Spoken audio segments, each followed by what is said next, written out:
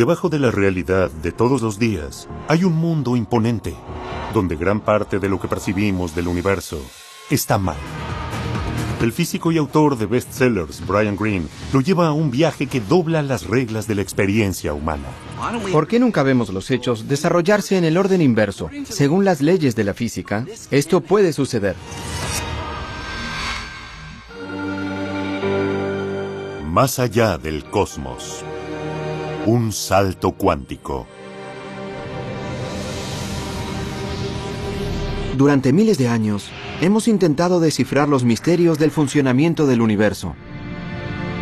Y nos ha ido bastante bien. Pensamos una serie de leyes que describen un movimiento claro y certero de galaxias, estrellas y planetas. Pero ahora sabemos que a un nivel fundamental, las cosas son mucho más borrosas, porque descubrimos una serie de leyes revolucionarias que transformaron por completo nuestra imagen del universo.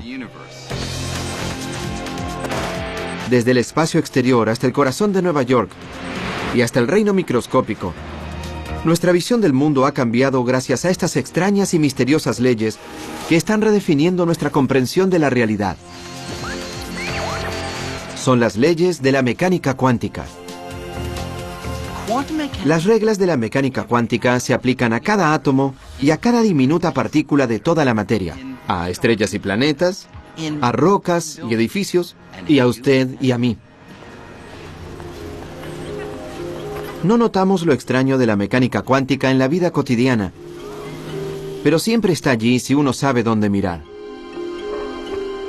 Solo hay que cambiar la perspectiva y llegar a la escala más pequeña, al nivel de los átomos y a las partículas que están dentro de ellos. En el nivel cuántico, las leyes parecieran ser completamente diferentes a las leyes familiares que se aplican a los objetos grandes y cotidianos. Y una vez que los observamos, nunca volvemos a mirar el mundo de la misma manera. No hace mucho pensábamos que lo teníamos bastante resuelto. Las reglas que se aplican a cómo los planetas hacen una órbita alrededor del Sol, cómo una pelota realiza una parábola a través del cielo, cómo las ondas se mueven en círculos sobre la superficie de una laguna. Estas leyes fueron descritas en una serie de ecuaciones llamadas mecánica clásica, y nos permitieron predecir el comportamiento de las cosas con certeza. Todo parecía tener un sentido perfecto. Hasta hace unos 100 años, cuando los científicos intentaban explicar algunas propiedades inusuales de la luz. Por ejemplo, la clase de luz que emiten los gases cuando se calientan en un tubo de vidrio. Cuando los científicos observaron esta luz a través de un prisma, vieron algo que nunca habían esperado. Si calentaras gas y lo miraras por un prisma, formaría líneas. No el espectro continuo que uno espera proyectado por un pedazo de vidrio cortado sobre una mesa, sino líneas muy distintivas. No da un arco iris claro de luces. Da rayos precisos de luz de colores muy específicos. Y era una especie de misterio. ¿Cómo comprender lo que pasaba? Una explicación de algunas misteriosas líneas de color llegarían de la mano de una serie de científicos radicales que al comienzo del siglo XX lidiaban con la naturaleza fundamental del mundo físico. Y algunas de las ideas más sorprendentes llegaron de la mente de Niels Bohr, un físico al que le encantaba discutir nuevas ideas jugando al ping-pong. Bohr estaba convencido de que la respuesta al misterio estaba en el corazón de la materia, en la estructura del átomo. Le pareció que los átomos se asemejaban a un sistema solar diminuto, donde partículas incluso más diminutas, llamadas electrones, orbitaban alrededor de un núcleo, del mismo modo en que los planetas orbitan alrededor del Sol. Pero Bohr propuso que, a diferencia del sistema solar, los electrones no podían moverse en cualquier órbita. Solo ciertas órbitas les estarían permitidas. Tenía una idea muy sorprendente que contrariaba por completo a la física, que es que había estados definitivos, órbitas fijas que podrían tener estos electrones y solo esas órbitas. Bohr decía que al calentarse un átomo, sus electrones se agitaban y saltaban de una órbita fija a la siguiente. Cada salto emitiría energía en formas de luz y longitudes de onda muy específicas. Y por eso los átomos producen colores muy específicos. De aquí es de donde sale la frase salto cuántico. De no ser por el salto cuántico, uno obtendría la totalidad de los colores saliendo del átomo a medida que se excitaba o se calmaba. Pero eso no es lo que vemos en el laboratorio. Se ven rojos y verdes muy intensos. El salto cuántico es el origen y el autor de ese color intenso. Lo que hacía tan sorprendente al salto cuántico era que el electrón pasa directamente desde aquí hasta allí, aparentemente sin moverse por el espacio intermedio. Era como si Marte de pronto pasara de su propia órbita hacia la de Júpiter.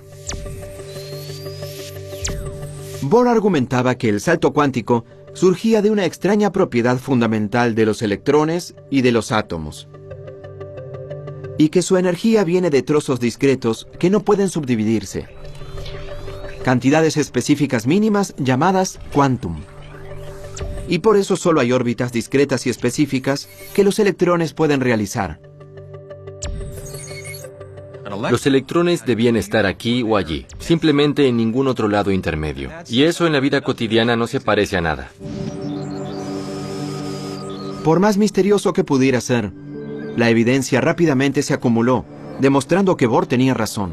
Los electrones seguían una serie de reglas diferentes que los planetas o las pelotas de ping-pong. El descubrimiento de Bohr cambió el juego. Y con esta nueva imagen del átomo, Bohr y sus colegas se hallaron en un curso de colisión con las leyes físicas aceptadas. El salto cuántico era solo el comienzo. Pronto las radicales visiones de Bohr lo llevarían cara a cara con uno de los físicos más grandes de la historia. Albert Einstein no le temía a las nuevas ideas. Pero durante los años 20, el mundo de la mecánica cuántica comenzó a virar en una dirección en la que Einstein no quería ir. Una dirección que se desviaba por completo de las predicciones absolutas y definitivas, que eran el sello de la física clásica. Una prueba en particular que se conocería como el experimento de la doble rendija, expuso misterios cuánticos como ningún otro. Si uno buscaba una descripción de la realidad basada en la certeza, sus expectativas serían destrozadas.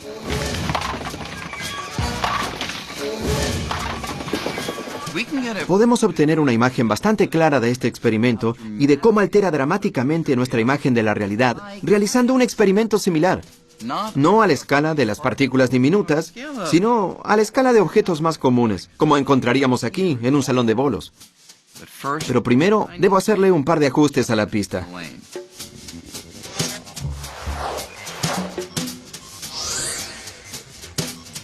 Uno esperaría que si hago rodar algunas de estas bolas por la pista, o bien nos detendrá la barrera, o pasaría por una de las rendijas y golpearíamos la pantalla de atrás.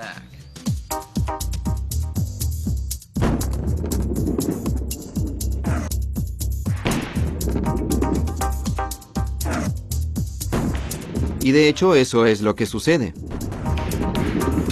Las bolas que la atraviesan siempre golpean la pantalla directamente detrás, ya sea de la rendija izquierda o de la derecha.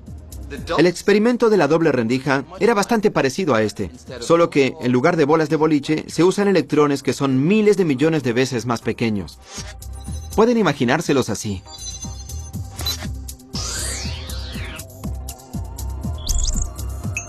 Veamos qué sucede si lanzo varias de estas pelotas.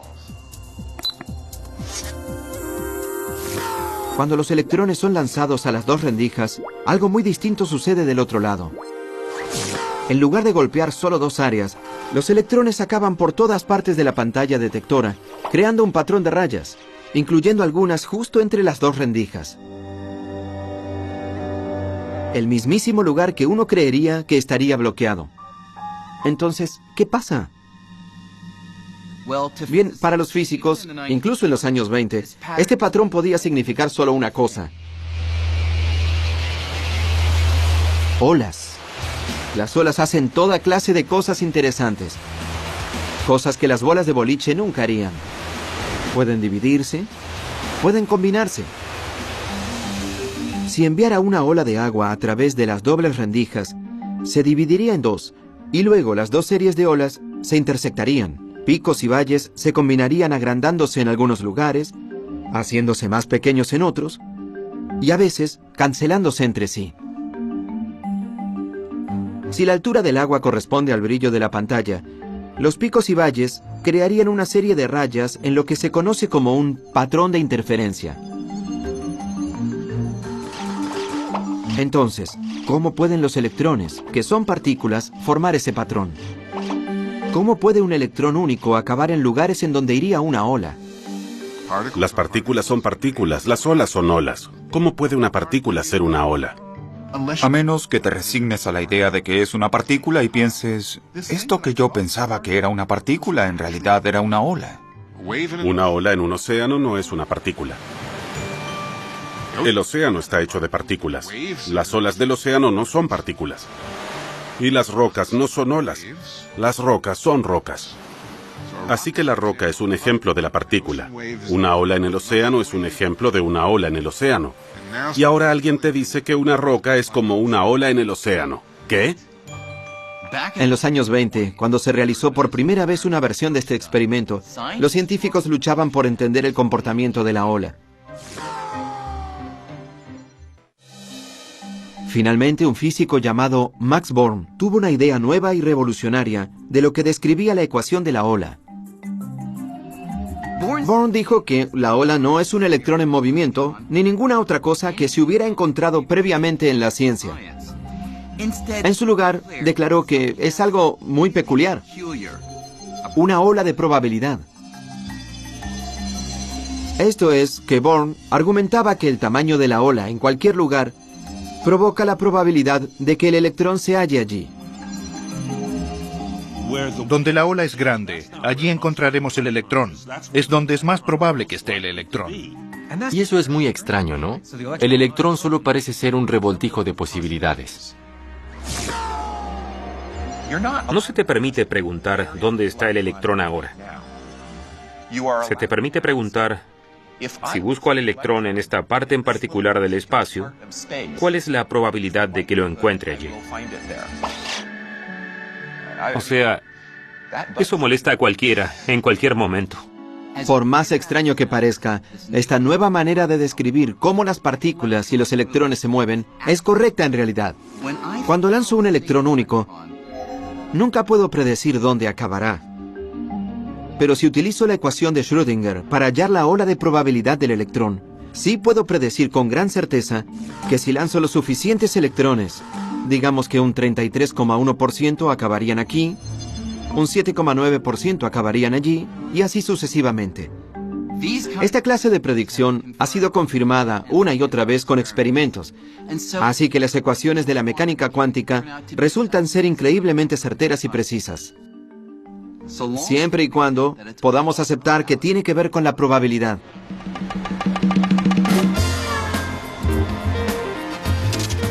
Si creen que la probabilidad quiere decir que están reducidos a adivinar, los casinos de Las Vegas están listos para probar que se equivocan.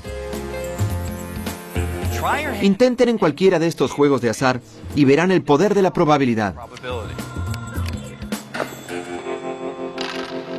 Digamos que hago una apuesta de $20 en el 29 en esta mesa de la ruleta.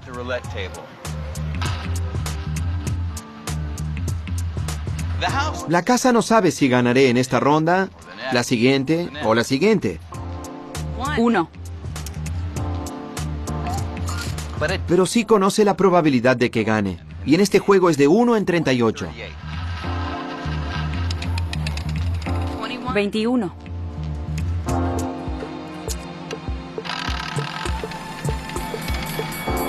29. Así que a pesar de que gane de vez en cuando, a la larga la casa siempre se lleva más de lo que pierde. El punto es que la casa no tiene que conocer el resultado de ningún juego de naipes, de dados o de la ruleta. Los casinos aún pueden estar confiados de que a lo largo de miles de giros, manos y vueltas, ellos van a ganar. y pueden predecir con una precisión exquisita exactamente con qué frecuencia. Según la mecánica cuántica, el mundo en sí es un juego de azar muy parecido a este. Toda la materia del universo está compuesta de átomos y partículas subatómicas que siguen las leyes de la probabilidad, no de la certeza. En su base, la naturaleza es descrita por una teoría intrínsecamente probabilística. Y eso va muy en contra de la intuición. Es algo que a muchos les resultaría difícil de aceptar. Una persona a la que le resultaba difícil era Einstein. Einstein no podía creer que la naturaleza fundamental de la realidad, en su nivel más profundo, fuera determinada por el azar. Y esto es lo que Einstein no podía aceptar. Einstein dijo, Dios no juega a los dados. No le gustaba la idea de que no pudiéramos decir con certeza que sucede esto o aquello. Pero muchos otros físicos no estaban tan desalentados por la probabilidad, porque las ecuaciones de la mecánica cuántica les daban el poder de predecir el comportamiento de grupos de átomos y partículas pequeñas con una precisión asombrosa. Antes de lo esperado, ese poder conduciría a algunas grandes invenciones. Láseres, transistores, circuitos integrados, el campo entero de la electrónica. A pesar de todos estos triunfos, la mecánica cuántica sigue siendo profundamente misteriosa. Hace que todo esto funcione. Pero aún no respondimos preguntas básicas formuladas por Albert Einstein en los años 20 y 30. Preguntas con respecto a la probabilidad y a la medida, el acto de la observación. Para Niels Bohr, la medición lo cambia todo. Creía que antes de medir u observar una partícula, sus características eran inciertas. Por ejemplo, un electrón en el experimento de la doble rendija. Antes de que el detector de atrás pueda señalar su ubicación, podría estar casi en cualquier lado con un rango enorme de posibilidades. Hasta el momento en que lo observas. Y solo en ese momento desaparecerá la incertidumbre de la ubicación. Según el enfoque de Bohr de la mecánica cuántica, cuando se mide una partícula, el acto de la medida obliga a la partícula a renunciar a todos los otros lugares posibles donde podría haber estado y selecciona una ubicación definitiva donde encontrarla. El acto de la medida es lo que obliga a las partículas a tomar esa decisión.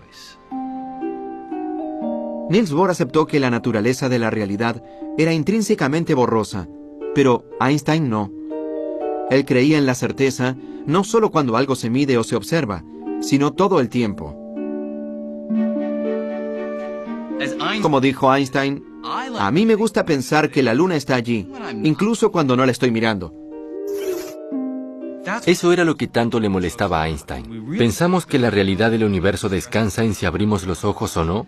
Es estrafalario. Einstein estaba convencido de que algo le faltaba a la teoría cuántica. Algo que describiría todos los rasgos detallados de las partículas, como sus ubicaciones, incluso cuando no las miráramos. Pero en ese momento, pocos físicos compartieron su preocupación. Y Einstein consideraba que era abandonar el trabajo del físico. No era una física mala, estaba incompleto. Esa es la abstención de Einstein. La mecánica cuántica no es incorrecta hasta donde se sabe, pero está incompleta. No captura todas las cosas que pueden observarse o predecirse con certeza. A pesar de los argumentos de Einstein, Niels Bohr se mantuvo firme. Cuando Einstein repitió que Dios no juega a los dados, Bohr le respondió: deja de decirle a Dios qué hacer. Pero en 1935, Einstein pensó haber hallado finalmente el talón de Aquiles de la mecánica cuántica.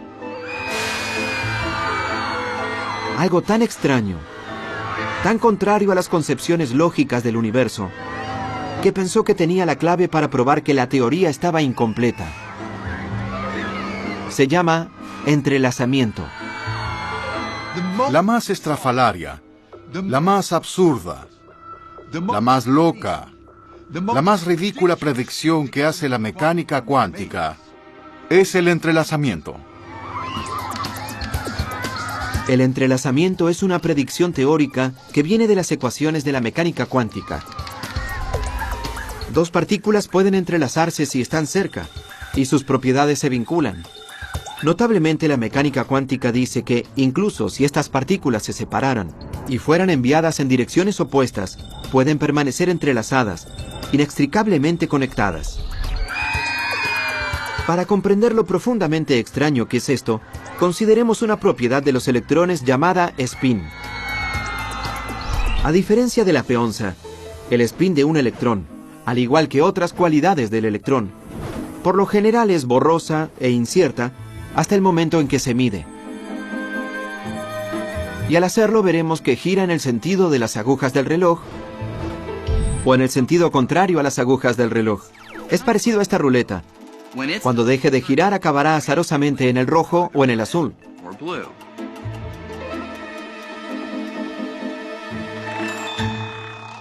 Ahora imaginen una segunda ruleta. Si estas dos ruletas se comportan como dos electrones entrelazados, entonces, cada vez que uno acabe en el rojo, está garantizado que el otro acabará en el azul. Y viceversa. Ahora, como las ruletas no están entrelazadas, que suceda eso sería sospechoso. Pero la mecánica cuántica de Niels Bohr y sus colegas llegaron incluso más lejos, prediciendo que si una del par estaba lejos, incluso en la Luna, sin cables ni transmisores que las conecten, aun si miráramos una y la encontráramos en rojo, la otra seguramente estaría en azul. En otras palabras, si midiéramos una partícula aquí, no solo la afectaríamos a ella, sino que la medida también afectaría a su compañera entrelazada, sin importar lo distante que esté. Para Einstein, esta clase de conexión rara y de alto rango entre ruletas que giran o partículas era tan absurda que la llamó fantasmagórica. Acción fantasmal a distancia. Lo sorprendente es que cuando mides una partícula, afectas el estado de la otra partícula. Cambias su estado. No hay fuerzas o poleas ni cables de teléfono. No hay nada que las conecte. ¿Cómo puede ser que mi acción aquí se relacione con lo que sucede allí? Así que no hay modo en la que puedan comunicarse entre sí. Así que es completamente estrafalario. Y es algo de lo que Einstein se dio cuenta en 1935. Einstein no podía aceptar que el entrelazamiento funcionara de esta manera, convenciéndose de que solo la matemática era rara, no la realidad. Aceptaba que las partículas entrelazadas pudieran existir, pero pensaba que había una explicación más sencilla de por qué estaban vinculadas que no involucrara una conexión misteriosa a larga distancia. En su lugar insistía en que las partículas entrelazadas eran más parecidas a un par de guantes. Imaginen que alguien separa los dos guantes poniendo a cada uno en una maleta. Luego, esa persona me entrega una de esas maletas y envía la otra maleta a la Antártida.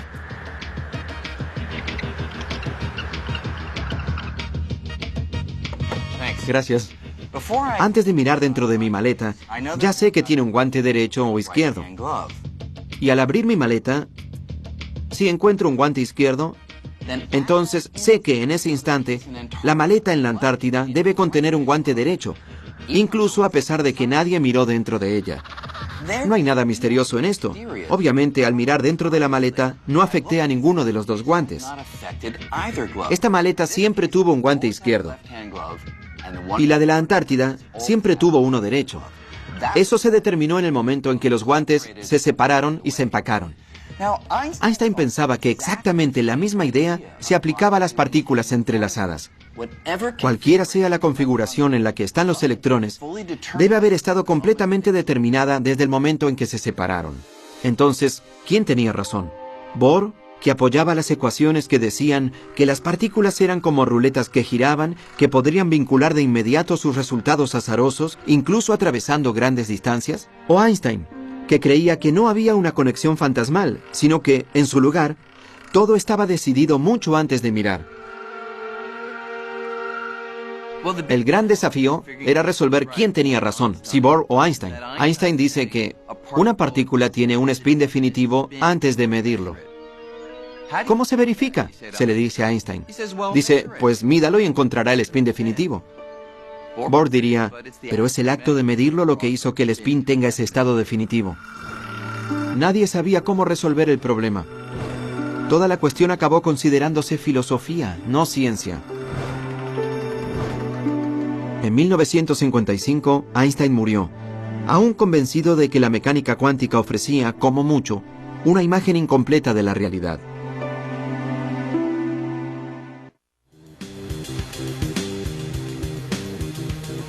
En 1967, en la Universidad de Columbia, la misión de Einstein de desafiar a la mecánica cuántica fue asumida por un recluta insólito. John Clauser estaba a punto de graduarse como doctor en astrofísica. Lo único que se le interponía era su calificación en mecánica cuántica. Cuando aún estaba estudiando, por más que lo intentara, no podía comprender la mecánica cuántica.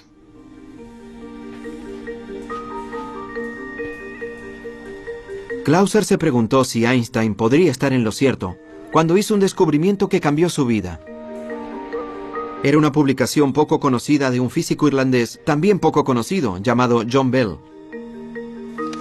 Increíblemente, Bell parecía haber hallado una manera de romper el bloqueo entre Einstein y Bohr y demostrar de una vez por todas quién tenía razón acerca del universo. Creía que la visión de la mecánica cuántica estaba probablemente equivocada. Al leer la publicación, Clauser vio que Bell había descubierto cómo saber si las partículas entrelazadas se comunicaban con una acción fantasmal, como las ruletas, o si no había nada fantasmal en absoluto, y las partículas ya estaban determinadas, al igual que el par de guantes. Con una astuta matemática, Bell demostraba que si la acción fantasmal no funcionaba, la mecánica cuántica no estaba para nada incompleta, como pensaba Einstein. Estaba mal. Llegué a esta conclusión. Dios mío, este es uno de los resultados más profundos que haya visto. Bell era teórico, pero su publicación demostraba que la cuestión podría ser comprobada construyendo una máquina que creara y comparara muchos pares de partículas entrelazadas. Bell convirtió la pregunta en una cuestión experimental. No se trataría solo de filosofía o de intercambiar papeles. Y el experimento que imaginó podía realizarse. Realmente se podía armar un experimento real para forzar la situación. Clauser se lanzó a construir una máquina que finalmente saldara el debate. Yo era solo un estudiante. Me resultaba asombroso. Siempre está la sutil posibilidad de que encuentres un resultado que sacuda al mundo.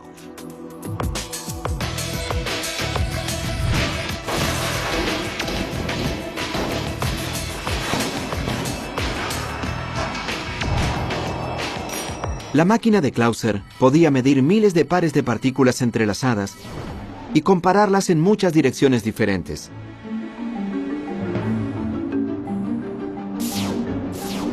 A medida que los resultados comenzaron a llegar, Clauser se sorprendió y no se alegró. No dejaba de preguntarme qué hice mal, qué errores cometía en esto. Clauser repitió su experimento y pronto el físico francés Alain Aspect desarrolló pruebas incluso más sofisticadas. Una de ellas iba al corazón del debate entre Einstein y Bohr. En la prueba de Aspect, el único modo en que medir una de las partículas pudiera influir directamente a la otra sería que una señal viajara entre ellas más rápido que la velocidad de la luz, algo que el mismísimo Einstein había demostrado como imposible. La única explicación que quedaba era la acción fantasmal.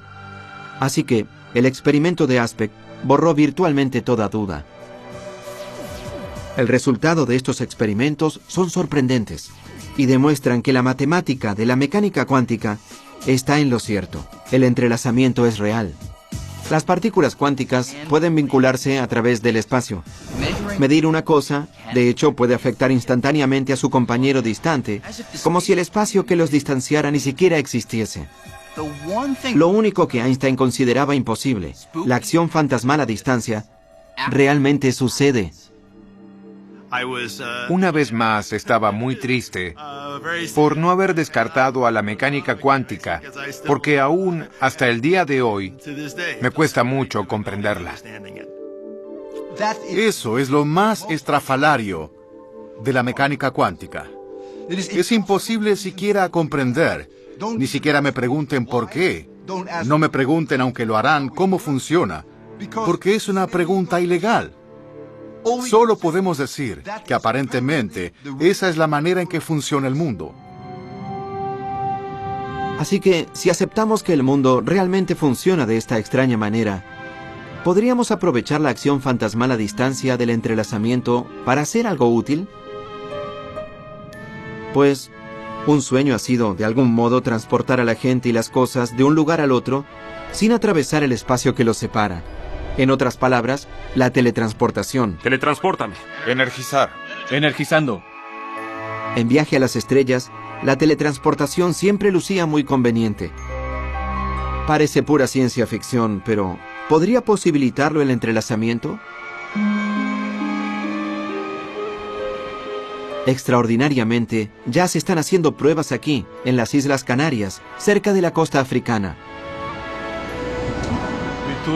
Hacemos los experimentos aquí en las Islas Canarias porque tienes 2 observatorios. Y después de todo, es un buen ambiente.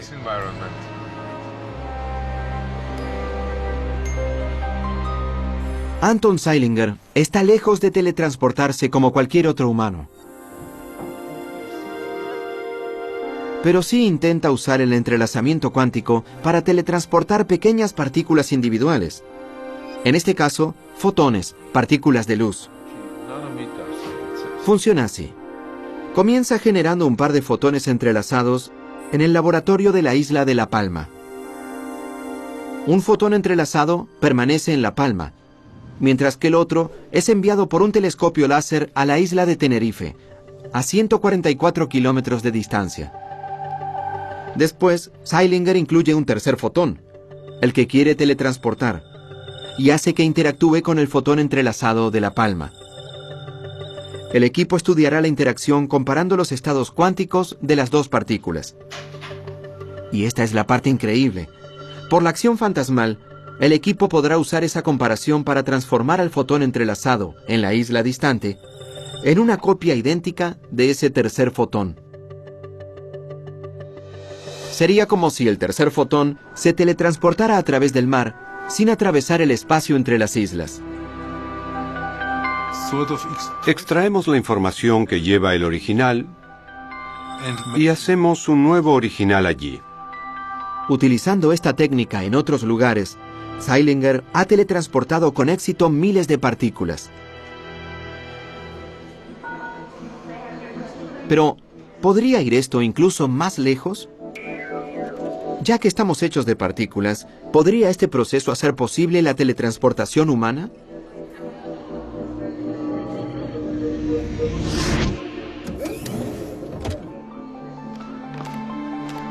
Bienvenida a Nueva York. Digamos que quiero ir a almorzar a París. Pues, en teoría, el entrelazamiento podría algún día hacer que eso sea posible. Esto es lo que necesito. Una cámara de partículas aquí en Nueva York que esté entrelazada con otra cámara de partículas en París. Por aquí, señor Green. Entraría a una cápsula que sería como un escáner o una máquina de fax. Mientras el aparato escanea la gran cantidad de partículas en mi cuerpo, más partículas que estrellas en el universo observable, a la vez escanea las partículas de la otra cámara y crea una lista que compara el estado cuántico de ambas series de partículas. Y aquí es donde entra en juego el entrelazamiento. Por la acción fantasmal a distancia, esa lista también revela cómo el estado original de mis partículas se relaciona con el estado de las partículas en París. A continuación, la operadora envía esa lista a París.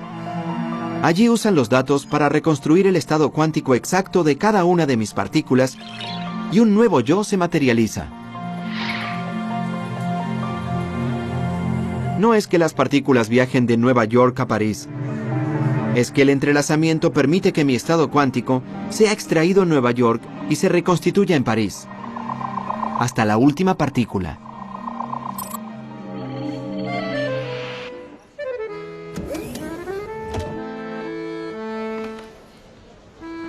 Bonjour, Monsieur Green. Hola.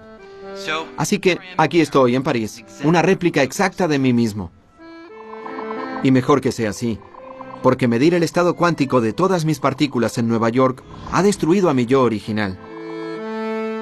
En el protocolo de teletransportación cuántica, se requiere que lo que sea transportado sea destruido en el proceso. Y genera algo de angustia, porque supongo que acabaría siendo un conjunto de neutrones, protones y electrones. No lucirías muy bien. Hoy estamos lejos de la teletransportación humana, pero la posibilidad provoca la pregunta. El Brian Greene que llega a París, ¿soy realmente yo? Pues no debería haber ninguna diferencia entre el viejo yo de Nueva York y el nuevo yo aquí en París. Y la razón es que, según la mecánica cuántica, no son las partículas físicas lo que hacen que yo sea yo, sino la información que contienen estas partículas. Y esa información fue teletransportada exactamente. Todos los trillones y trillones de partículas que componen mi cuerpo. Es un tema filosófico muy profundo. Si lo que llega a la estación de recepción es el original o no. Mi postura es que con original nos referimos a algo que tenga todas las propiedades del original. Y si este es el caso, sí es el original. Yo no me metería en esa máquina. Ya sea que la teletransportación humana alguna vez se vuelva o no una realidad, la falta de certeza de la mecánica cuántica tiene toda clase de aplicaciones prácticas.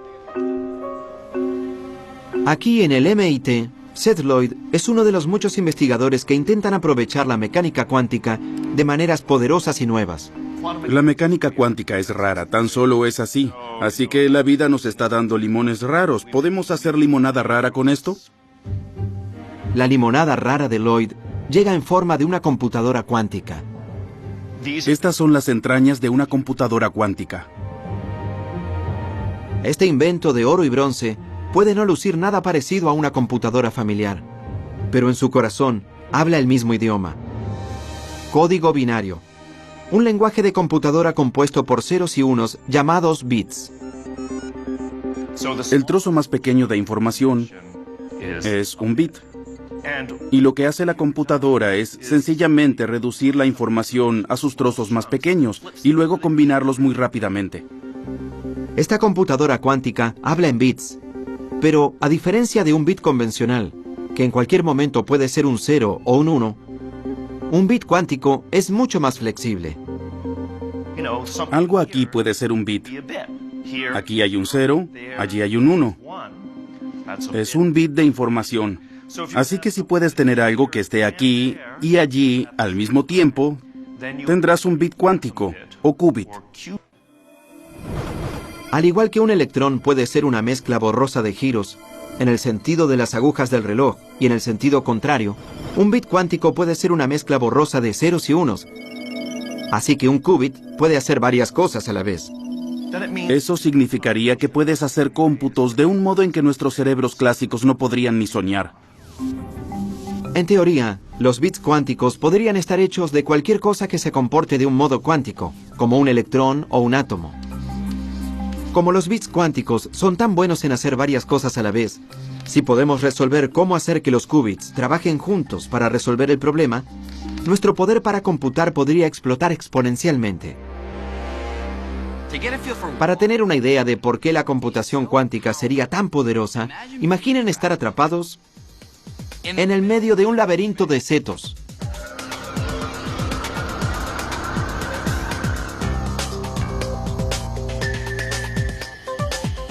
Lo que uno quiere es hallar la salida lo más rápido posible. El problema es que hay muchas opciones. Y solo puedo probarlas una por vez. Esto significa que voy a llegar a muchos resultados infructuosos. Iré a muchos callejones sin salidas. Y daré muchas vueltas equivocadas antes de finalmente tener suerte y encontrar la salida. Y así es como resuelven los problemas las computadoras de hoy. Aunque lo hacen muy rápidamente, solo realizan una tarea a la vez. Del mismo modo, yo solo puedo investigar un camino a la vez en el laberinto. Pero si pudiera probar todas las posibilidades a la vez, sería diferente. Y así es como funciona la computación cuántica. Ya que las partículas pueden, de algún modo, estar en varios lugares a la vez, la computadora podría investigar una enorme cantidad de caminos o soluciones a la vez y encontrar la correcta en un parpadeo. Un laberinto como este solo tiene un número limitado de caminos que explorar, así que una computadora convencional podría encontrar la salida bastante rápido. Pero imaginen un problema con millones o miles de millones de variables, como predecir el clima con mucha antelación. Podríamos predecir desastres naturales como terremotos o tornados. Resolver esta clase de problemas ahora sería imposible, porque se necesitaría una computadora ridículamente enorme. Pero una computadora cuántica podría hacer este trabajo con solo algunos cientos de átomos. Así que el cerebro de esa computadora sería más pequeño que un grano de arena. Sin dudas, estamos mejorando cada vez más en aprovechar el poder del mundo cuántico. Y quién sabe a dónde podría llevarnos. Pero no podemos olvidar que en el corazón de esta teoría que nos ha dado tanto, sigue habiendo un enorme agujero. Todo lo raro del nivel cuántico, a la escala de átomos y partículas, ¿a dónde se dirige? ¿Por qué las cosas en el mundo cuántico pueden permanecer en un estado de incertidumbre, aparentemente estando un poco aquí y un poco allí, mientras que tú y yo, que, después de todo, estamos hechos de átomos y partículas, parecemos estar siempre atascados en un estado único y definitivo? Nosotros siempre estamos o aquí o allí. Niels Bohr no ofrecía una explicación real de por qué toda la rareza del mundo cuántico pareciera desaparecer a medida que las cosas aumentan de tamaño. Por más poderosa y precisa que la mecánica cuántica ha probado ser, los científicos siguen luchando para resolver esto. Algunos creen que falta un detalle en las ecuaciones de la mecánica cuántica. Así que, a pesar de que hay múltiples posibilidades en el mundo de lo diminuto, los detalles que faltan ajustarían los números en nuestro ascenso de átomos a objetos en el mundo grande para que se haga claro que todas, excepto una de esas posibilidades, desaparezcan y den un único y certero resultado. Otros físicos creen que todas las otras posibilidades que existen en el mundo cuántico no desaparecen nunca. En su lugar, cada posibilidad posible sucede. Solo que la mayoría sucede en otros universos, paralelos al nuestro.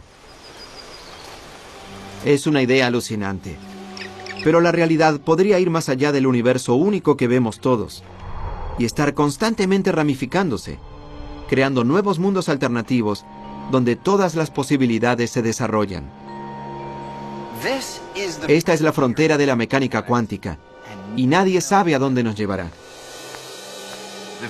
El mismísimo hecho de que nuestra realidad sea más grandiosa, mucho más extraña y misteriosa de lo que pensábamos, es para mí también muy hermosa e imponente. La belleza de la ciencia es que permite aprender cosas que van más allá de tus más grandes sueños.